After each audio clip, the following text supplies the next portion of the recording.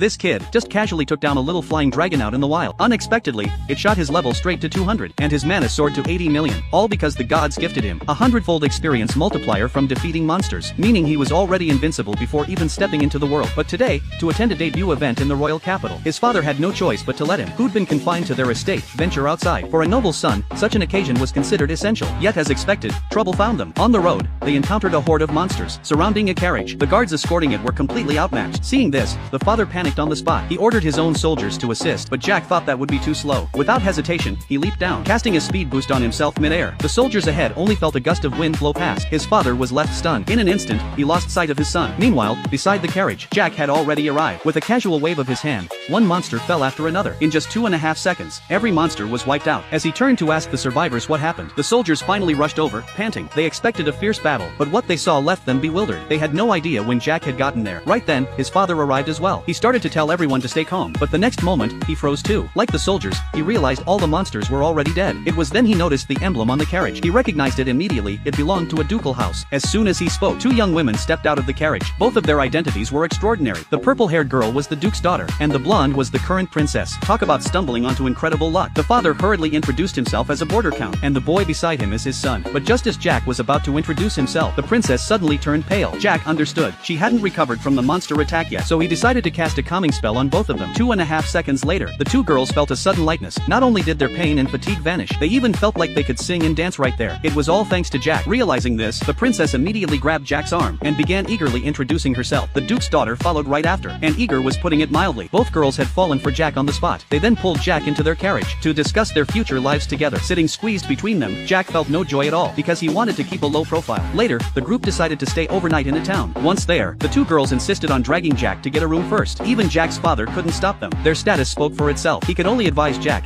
"You're only 10 years old. Be careful with your virtue." That night, Jack's worst fear came true. Two underage girls insisted on cuddling up to him. After that wonderful night, even Jack, with his maxed out stats, looked weary. He thought once they delivered the duke's daughter and the princess to the capital, things would settle down. But no, the king wanted to meet him in person. As soon as they met, the king warmly thanked Jack for saving the princess. He then rewarded Jack with gold coins, a mansion, lands, and bestowed upon him the title of baron. Hearing a 10-year-old receive so many honors, the ministers grew uneasy. One stepped forward and urged the king to reconsider. At those words, the king, previously all smiles, immediately rebuked the count, saying his decision was final, and ordering him to leave. After the audience hall emptied, the king invited Jack and his father for a private meeting. The topic? Jack was to choose either the duke's daughter or the princess as his fiancée. But before Jack could even think, both girls deployed their ultimate move. They declared they'd already spent the night with Jack. Hearing this, the duke and the king lost their composure. In commanding tones, they declared, "Then he shall marry Bo." And so, under pressure from the two powerful men, Jack tearfully agreed to become their son-in-law to both of them.